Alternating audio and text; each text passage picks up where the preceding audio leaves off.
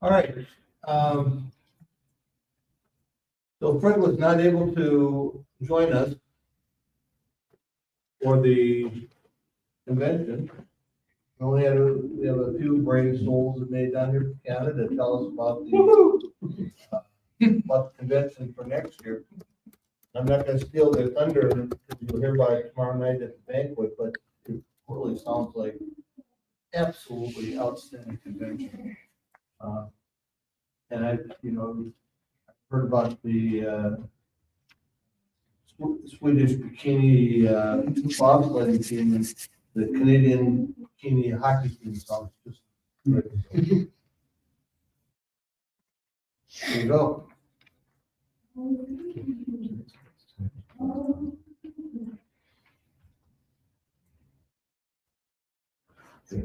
We're good to go? We are good to go. All righty, here we go. So that's the title for this afternoon. Everybody's focused on what we're doing, I hope.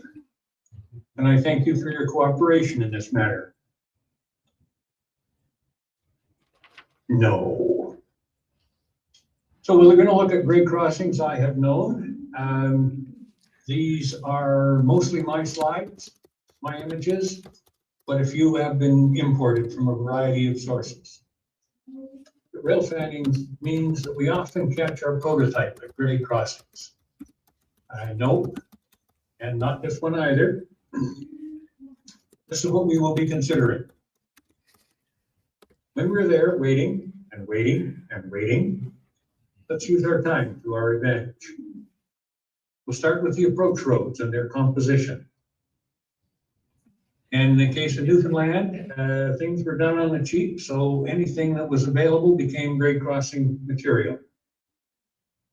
A farm access road, very simple, ruts in the soil. A little later in the summer, a little more static grass would have to be applied to make it realistic. We could do a bit of an upgrade and add some gravel to the crossing, make sure it's scattered by the traffic that's used that crossing. We've got more gravel on this side of the grade crossing, none across the road, although it'll be a bit scattered there, that's for sure. Surface is dependent upon the use of the road. Highway departments will only handle the first bit of a farm grade crossing. Farmer does the rest. Traffic will create wheel patterns. And a further detail here is the oil spill. Be sure to include appropriate cracks in the concrete. Wider with asphalt, contemporary striping, nicely maintained gravel shoulders, grade crossing protection in the distance. I wonder about modeling one of these, doing the windrows, that snow on the side, is going to be difficult, and I think that would be a deterrent. When you're planning your model railway, integrate this concept into your planning.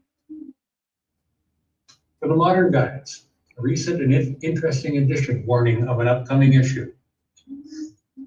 The area between the rails is known as the gauge side.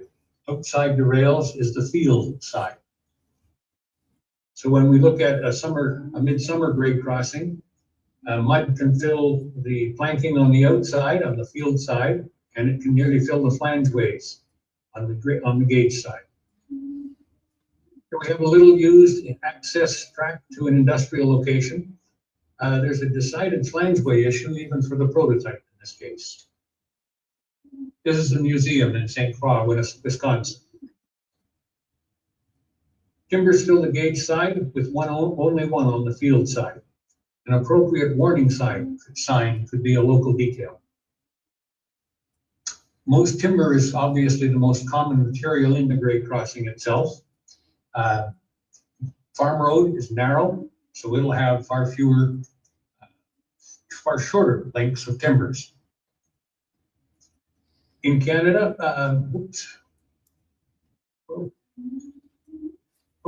half-length timbers are used when we have a little wider roadway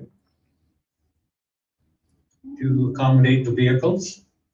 Here we have a crossing in a rural area And you're looking at not the necessary high traffic volumes where you've got just the four timbers between the rails on the gauge side, one on each from the outside. This crossing is in Kenora, Ontario on the CPKC property. Because the road's at an angle, they've doubled the width of it by putting timbers end to end and spaced them out to save putting down an extra timber. Having said that, 5 timbers are the most common in Canadian grade crossings. 4 are more common in the United States. One on the outside of the rails, that's the field side, is also most common. Here we have an exception to that right off the bat. We have 2 timbers on the outside of the running rails. A bit of asphalt's been added outside to help stabilize things, and asphalt's been used to fill between the double tracks. Staggered timbers in both gauge and field sides when you have an angled crossing. Angled grade crossing assists in visually expanding our space. Alternate long and short timbers in this case. The distant ends are nicely aligned, and these ends are not. Rails turned on their side create a flangeway. In this case, on the prototype, gravel has filled that space. They'll be okay. In a model railway world, big trouble. A reminder, only very fresh asphalt is black. Use that to advantage by using differing colors of asphalt to suggest a history for your model railway. Maintenance forces lift out these panels to replace ties or rails. Similarly, they can easily remove these panels. Steel plates on field and gauge sides also easily removed. Gravel, nothing more, and maybe a use for some of that brass rail that's hiding in your storage space beneath the model railway. Company access only in this case. Sometimes ends are staggered, sometimes they're nice and even. Do this as a one of on a model railway. Here we have some details to think about. Vegetation between the timbers and in the road and nearby. Loose gravel everywhere. Rotted timbers. Flangeways are clogged with debris and vegetation. A very little used rural road. Could be a mini scene on your model railway. Numbered timbers must be for a Canadian national crew. My modeling interest is Canadian Pacific, and we don't number the timbers. Another idea for a mini scene, maybe repairing the crossing, maybe removing it. Or how about the reverse? Again, for a mini scene, forget all about maintenance, replace the entire crossing. Aged, that is weathered timbers, most common. Gravel also most common. Road dust and tire tracks are neat details to think about. Even more detail, those timbers are bolted to the ties beneath the rails. The insert example could damage tiles, flatter ones not so. Either style would be a good resin casting or 3D printing project. We need to use our space to the maximum. This tactic will help. North Freedom, Wisconsin on the left, Fort Garry, a Winnipeg suburb on the right. Very rough, scavenged. Railways do a lot of recycling of these timbers, and this road is for company access only. The frog of the track in the road, that's okay. Roads and tracks must cohabit in industrial areas. Our gauge side flange base require far more width than does the prototype. Be very careful you keep enough space. Model railroads require appropriate code rail size for this streetcar and interurban copy. It works, neat idea. On the gauge side and field side, we have rail turned on its side. They restrain the asphalt from getting into the flange rails. And when we look closely at that, we find that it's salvage rails, and we have another mini scene possibility. I didn't see many of these in my travels, but there's a few. Another experiment used foam both sides of the running rails. And on the right, when I first looked at this scene, I had no idea what was going on. Actually, it's the shadows with the spike heads and the cross tie anchors. Kind of cool. The effect from sun or shadows. The splintering timber on the field side is also an interesting detail. Theory says that camphor ends reduce conflicts.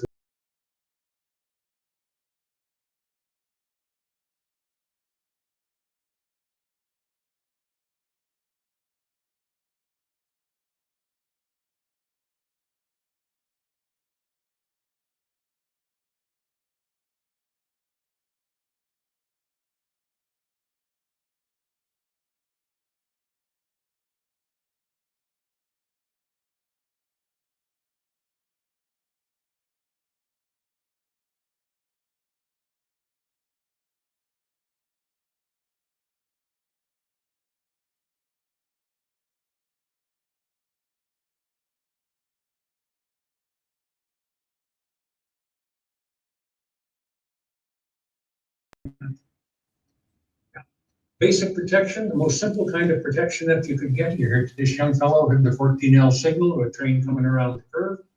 As a flagman, he went out and did his job. On industrial property, and this happens to be an angled road, no particular protection provided for vehicles crossing the tracks. On railway property itself, you've got company vehicles only having access, no protection again. Or maybe a temporary stop sign held down by sandbags.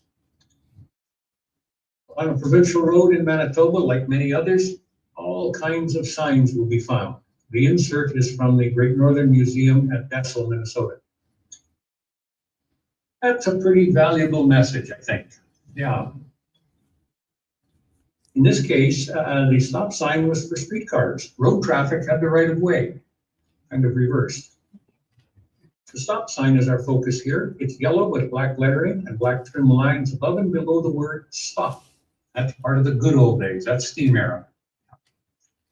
But that yellow and black sign lasted, no stripes though above and below the word, and that photo is 1973. The need is important to pick the appropriate signage for your era. You're in a museum, check before you measure and photograph that they're okay with it. Or check out your historical society. In this case, the Sioux Line Historical and Technical Society had this information. Governments might too. Today, typically, all kinds of signs sprouting everywhere. These modern guys, you have got a lot of work to do. There might be some British influence here. 2 tracks on the left, 2 tracks on the right, and the signs tell you that. In the case of the left, there is a hill. In the case of the right, it's buildings that form a view block, just like we use on our model railways. And so the appropriate signage is put up. International signs have become increasingly common, and they're designed to be globally understood, regardless of the local language.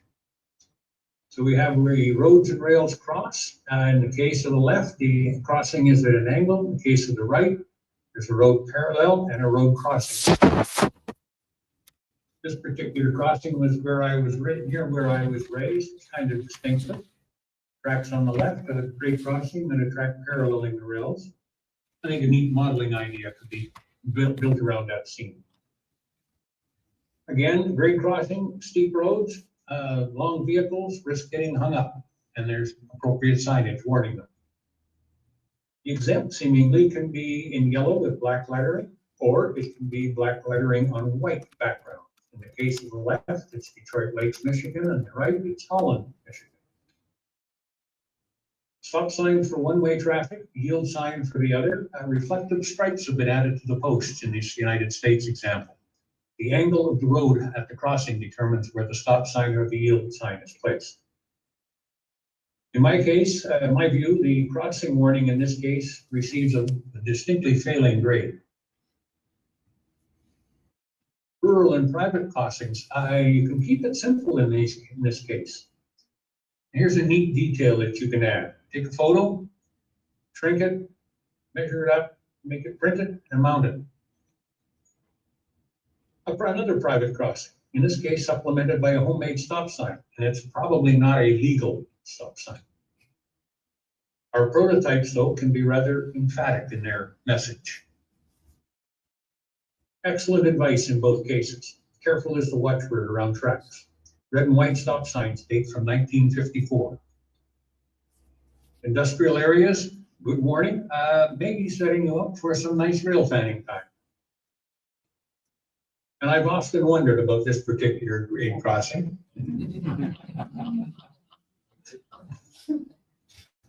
This one, well, this one's not in the southern hemisphere, as you might assume. The word railway is the word in Canada. The arms are 6 feet long. They're set at 30-degree angles on an 8x8 post. Yeah. While there are railroads in Canada and railways in the United States, the wording for the crossbucks is set by the appropriate federal governments. On the left is an example I can't date, but it's got to be the time of 440s and 260s being the dominant power. The one on the right comes from the New York Central Historical Society. It was a 1920 sign. The gallows style on the left also would be from early railway history, I would think. The strictly horizontal examples, one from near Edmonton, Alberta, and the other near St. Anne, Manitoba. In this case, in the province of Quebec, signs will be en français, and this time an I-beam supports the crossbuck, not a wood post. More bilingual examples from Canada and the province of Quebec. These are from the Canadian Railroad Historical Association Expo Rail site at St. Constance, Quebec. Ciudad de Mexico, I came across some tracks, strangely enough, and the signs in Espanol. And a thank you to Bill Schomburg from Railroad Model Craftsman. When he was the editor, this was one page appropriate or from one of his editorials that I pirated. In this case, the lettering has been carved away, erased by carving away the background. Done that when labor was cheap. It wouldn't happen today. And the sign was nicely painted. Wingtip suggests steam era crossing. The location should always be to the right of the road. Squared off ends set to 90 degrees became common during the transition era. And things can be different in Newfoundland. Crossbuck is on the left, not normal. But the people at the Heritage Park Museum in Calgary, Alberta have done the same thing. North Dakota has a rather distinct crossing sign. There's a couple more variations. The one on the left is from Trains magazine, and there's actually two styles of crossbucks at that crossing. And the one on the right has the word danger added, and that's quite appropriate. And I'm far from sure that these are legal. Both are happen to be in British Columbia during one of my travels. Needham, Massachusetts has done a rails to trails, and they've created some appropriate indication of the former rail line for your model railway. Neat idea. Notice it's blue background. And the color example is Massachusetts. The black and white seen on the right is from the Greater Winnipeg Water District Railway, taken in 1915. Backwards compared to today. Once in a while, when you're fleecing through a book, you'll come across very interesting drawings. Take advantage of that. Model railroaders often relocate track. How about marking the original alignment, making it into historic park, as done at Parkburg, Saskatchewan? Yeah. And again, go back to your historical society. They're wonderful. This is from the Canadian Pacific Historical Association Documents Project. Back to more standard features. Creosote was applied to prevent rot of the wooden posts. Striping was used. Northern Pacific did it, Colorado Southern did it, Yosemite Valley did it. There's some prototype examples in the United States. Seemingly there were others. And in this case, the Canadian National did it on not just the post, but on the concrete base as well. Pointed arms suggest steam era. That's a reminder. There's a minimum height rule. They prefer the center of the crossbuck to be between 5 and 6 feet 6 inches above the ground. Not always possible. No. Ditches and rough terrain dictate taller posts to achieve the necessary visibility. In this case, the crossbuck is offset over this public sidewalk in order to clear vehicles. There's not much clearance in that example. Typical of model railways. Arms at 90 degrees, diesel era standard. that's introduced in the transition era diesel era standard. But sometimes very narrow borders apply, and you have an alternative kind of approach. The post should be set as close as possible to the roadway. That's the statement. But when you do it, maybe causes trouble. And speaking of trouble, Murphy lives in the prototype world.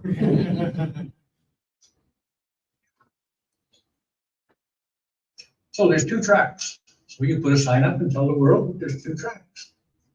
Or there's three. The faded example is a Canadian one. It still works. The other two are from the United States, a little clearer. Then there can be four tracks. This happens to be a railway, CPKC railway yard immediately north of the Canada-US border at Emerson, Manitoba. And that's just simply beyond me. And North Vancouver, BC Rail. Reflective beads were used to enhance nighttime visibility of grade crossings. And they appear in instant link photos from the 1930s. Kind of neat. They also were applied to the crossing warning signs. And notice the horizontal example with red beads in there. Yeah. The beads were replaced with Scotch Slate reflective material. And both work really quite well. Part of converting Canada's measuring systems to the international metric system meant the introduction of those international signs. And this is the typical international crossbuck sign, red trimmed perimeter, white in the center. It's reflective. And in this case, it's on a round post rather than a square post. Prior to that, this rural municipality in southwestern Manitoba required paired reflective squares on each post due to fog collecting in the valley. Squares made things a little more safe. A reflective stripe has been added, both Canada and the United States now. Again, to add visibility at the crossing, keep those people from driving their car into trains. If your crossbucks tilt, don't panic. You might have just had a clutch for an operator. Very simple employment tactic. Yes, he walks out, flags crossing traffic, and walks back when the train's there. How about making this an animation project? Crossing guards need shelters, and they vary considerably. This one's elevated with a steam locomotive bell for additional warning. When the old timer and I had a chat, he indicated that when he retired, the crossing structure was coming down. So I built a model of it. Animation would include wigwag signals, motor-driven swinging arm. They have very different styles and their variations. The one on the left is at the Winnipeg Railway Museum. One on the right is in Minnesota. Animation for steam and transition eras, yes. Still in service in Canada in 1970. And one stateside reference I came across offered that they existed into the 1980s as well. Although that one hardly looks like it's existing. There should be enough warning for vehicles to stay out of the way of trains. Signs, swinging and flashing lights. There's a supplemental bell as well, a sound decoder to work. And again, thank you to the various prototype historical societies for detailed information. How about 20-inch diameter shields for alternate flashing red lights? That should get your attention at a crossing. Bottom of those shields is set 7 feet above the ground. And again, our historical societies give us information. Did I go backwards? I did, sorry. This one's on the Wabash Railroad. 3 tracks, crossbuck, yes, but the word stop is spelled out S-T-O-P, goes blank, S-T-O-P, goes blank. Interesting variant, yes. Cantilevered at a road's edge above the vehicles, yes. They appeared as far back as old Winston Link photos.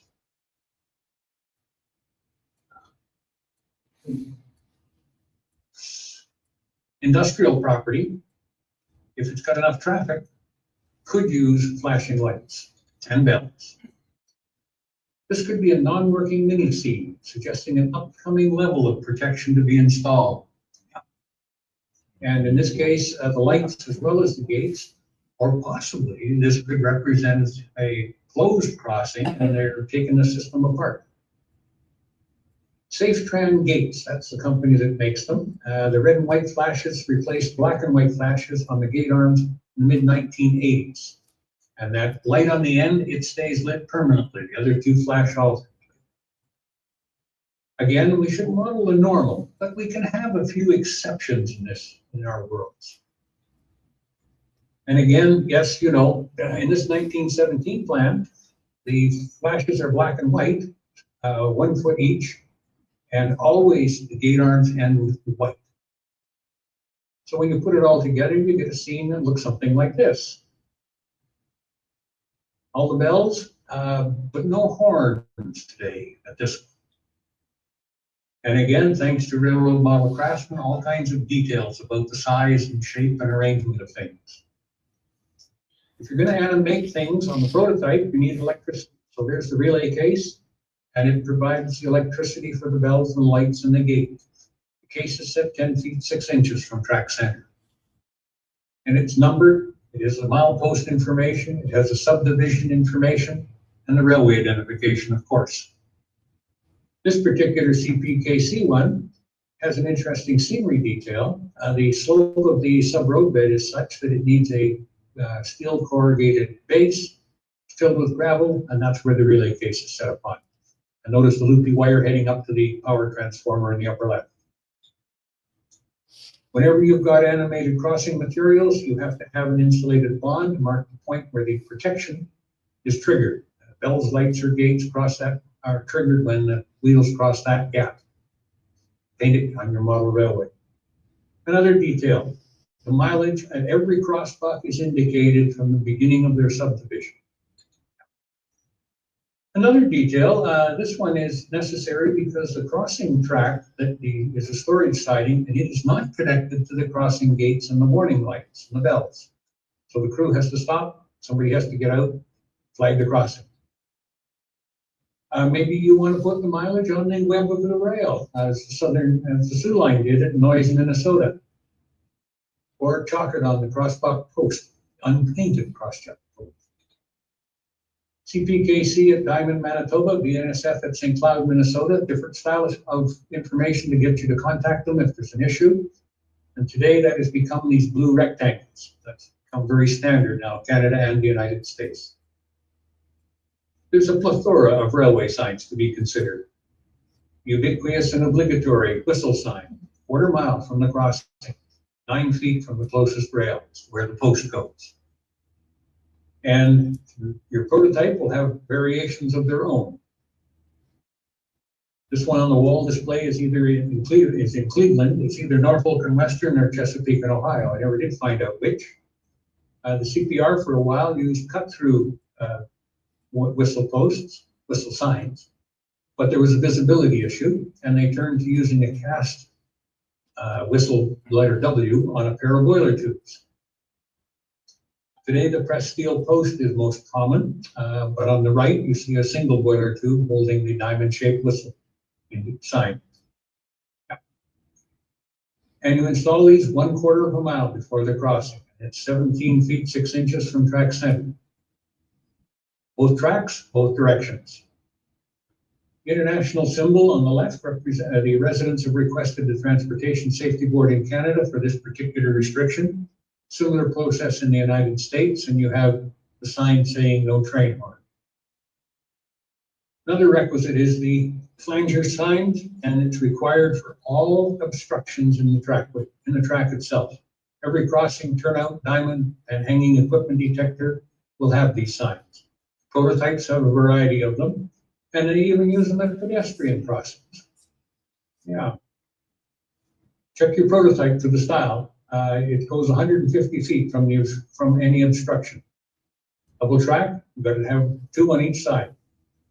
Multiple obstructions, you get multiple flanger warning signs. Railway cars can roll onto a crossing without a proper brake set. So you put a fouling point or put a sign and a derail at 50 feet from the fouling point. Put a lock on it. It should keep vandalism out and minimize errors, it is hoped. And Alexander scale models at one time made one, so you can have a working detail. And adapt the switch stand and rail, and you've got an appropriate derail, in this case, a split rail version. I'm standing on the road that it protects. Vertical clearance is required for vehicles at every grade crossing. Minimum height, minimum clearance, 14 feet, 6 inches. A requisite during steam and the transition era for modelers with those code lines. But in the 1990s, fiber optic cables were beginning to be installed across the North American railway system. And so what we have today are all kinds of examples of downed lines. Another mini scene for today's prototype modelers. This one is a recent addition trackside. Either side are low-hanging wires, 9 feet from the closest rail. And in my mind, it contradicts the removal of roof walks. Nobody's up there. Anyway, our prototypes cannot ignore the critical roadbed drainage. And in the case of a railway side ditch, it goes under the road and culverts. How about some Campbell corrugated sheet rolled around a pencil? Larger ditches, more significant structures. Some concrete gets involved this time. An idea from the good old days. Livestock would not cross onto the railway right of way through these things, unlike some rail fans. Here we have a Canadian Pacific style of Texas gate. Misnamed, calling it a Texas gate in Canada. Yeah. These have been declared obsolete by the Soo Line Railroad, but there's enough information there so that you and I can model them quite nicely.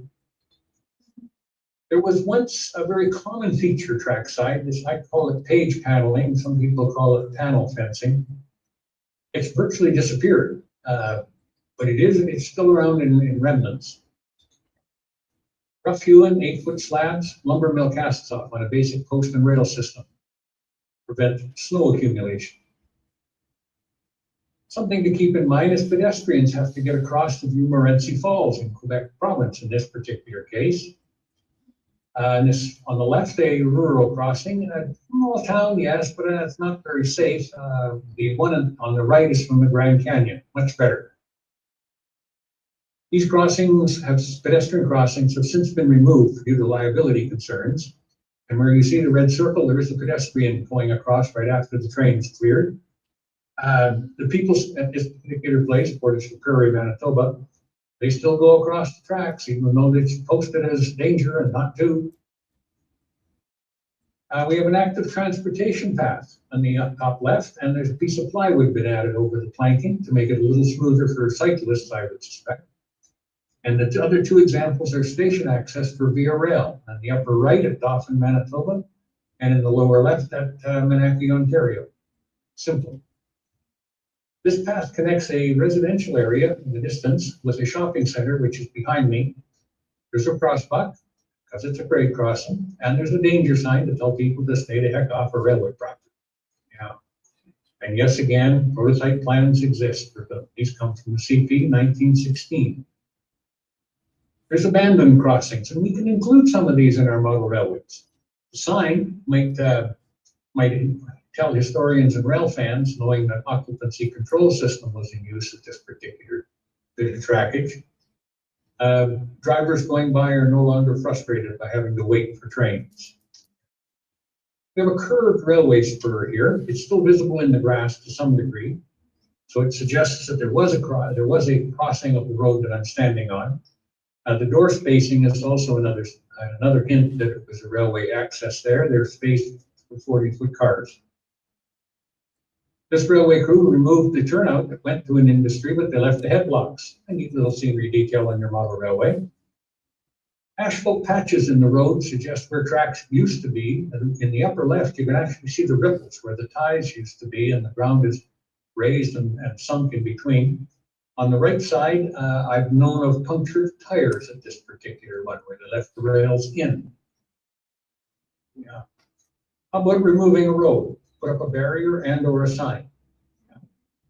This one's kind of interesting. There used to be on the left an industry served by its own spur, and the crossbuck was at the wood post at the circle. They took the arms off the crossbuck, they left the post. But they put up a new one for the single track that now crosses the road. Again, a mini scene. This was formerly double track at this crossing. The railway, in this case CN, removed the track. And I wonder what a few wobbly pops, how they would affect a sign obeying driver. No service beyond the near side of the crossing on the upper left. I'm standing on ground, the old sub-red road bed, the rails have been cut. There's a tank car in the circle. It's still serving an industry down there. On the right, at the extreme right-hand edge, they simply cut the rails, piled some soil up over, and they've created a grade crossing. Notice there's no crossbuck on that one. There was a grade crossing where I'm standing, looking at the scene in the left. The sub-road bed goes off into the distance. And the gap in the trees in the scene on the right was there 50 years after the track was removed. This is the simplest solution, I guess. Leave the ties, the tie plates, the spikes, and the rails. Cut them at the end, just beyond the road, and spray them. CPKC did that in Plumcooly, Manitoba. We're modelers, so we should do this. Most of us would remember Rich Meyer, his O-scale model railway, which was fabulous to operate on. He made champ decals. And Cousin Clem in this particular scene doesn't know where to park, but at least there's a crossbuck. Frank MacArthur did a real nice bit of short line modeling on a module, nice crossbuck. Rich Kleiser has his crossing nicely signed with an operating wigwag. HON 30 in this case, and a gravel road, dirt road, crossbucks in place. Most of us know Jack Burgess. This comes from Model Railroader magazine in January 1953 on the Yosemite Valley. Yeah. Dubuque, Iowa, TLR Convention in 2011. And very neat crossbuck arms. They are pointed a little differently than the steam arrow ones seen earlier. O-scale, Aberfoyle Junction model railway. It was on the model railway tours in 2003. And yes, I visited again and enjoyed their work. A long gone friend, Harold Weston, modeled in ON 30. Crossbucks for his grade crossing, and there was a sign saying how many tracks. And Larry Dickinson from Buffalo Pound Lake in Saskatchewan, just north of Moose Jaw, he has a monitor set up, and yep, he's got appropriate crossbuck signs, in Spanish in this case. It's O-scale. Artists include them, so we should too. Paul Larson wrote an article about it, January 53 model railroader. Sometimes they're not required, that's true. Keep that in mind. You can have a crossing that's a early and industrial one and get away with no crossbucks or under protection. But on my main line, I have crossbucks. I have chamfered ends on the timbers. I have corrugated pipe for the drainage. Flanger signs and the whistle signs are just out of sight at the right. This is an absolutely exquisite bit of modeling, except there are no crossbuck warnings. Kind of sad. We don't avoid grade crossing. Don't avoid underpasses. No, they exist, so you can include them. Yeah, that's okay. Yeah, when you're out rail fanning or out traveling, and yes, the driver was killed. The railways mean it when they post a sign saying that you're to stay out. It's dangerous, yes. And if they fine you, and they're significant, they'll take funds away from your modeling efforts. Stop well back from the crossing. That's a safety feature. There can be a lot of things to consider when you're sitting there waiting. And it's time to reflect on the material as I've come to my time to sign out. So I thank you for stopping, looking, and listening. May all your short circuits and derailments be few and far between. Thank you.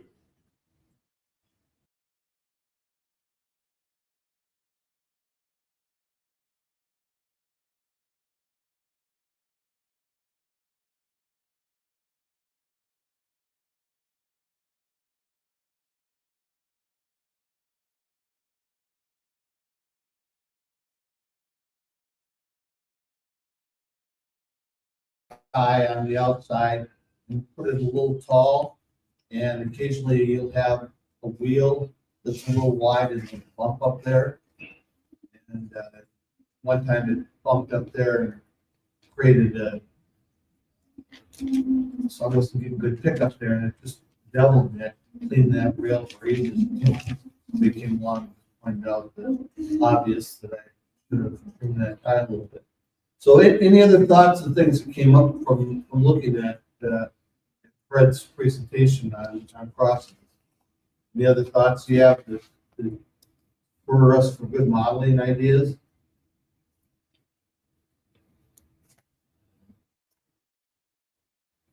He said the red and white signs came in what year did he say? Was it 54? Mid-1970s. 1970s. So, like me modeling, and I thought of this when I was listening to him, me modeling the late 60s, I could still have some crossings, particularly like when I have a stop sign where the railroad goes across another one, where I'm still using yellow signs, or I could use them on dead ends, places like that. That'd be kind of a nice little skinny detail. But that'd be a good way to date your railroad by what color signs you have. And same thing with what do you flashes, stripes, he called them. He speaks Canadian, so something I had trouble with that. But the black and white was phased out, the red and white. Again, another great way to date your railroad. At the speed some of those guys work, there's probably still some of the old ones hanging around. It's probably, maybe not anymore, but for a long time, yeah. So certainly for transitionary, you could do that. Any other thoughts of ways of doing this? I know Tom was working on adding crossing animation, and that ended up being more difficult than thought, because you're gonna have crossing animation for both ways. You have to have two complete separate ways of starting and stopping the animation. I suspect the right way to do it is Arduino. Then again, it seems to me Arduinos are the answer to everything. I just didn't never sure I understand the question on Arduino should do. Other thoughts? Okay, well, next door, Matt is going to tell us about drawing in bird's eye view. We stole most of his chairs, so if you wouldn't mind, as you go back to his clinic, bring a chair with you, and he should start in about half an hour. So thank you very much, and thank you, Fred, for entertaining us. And on out. Thank you to the YouTube crowd.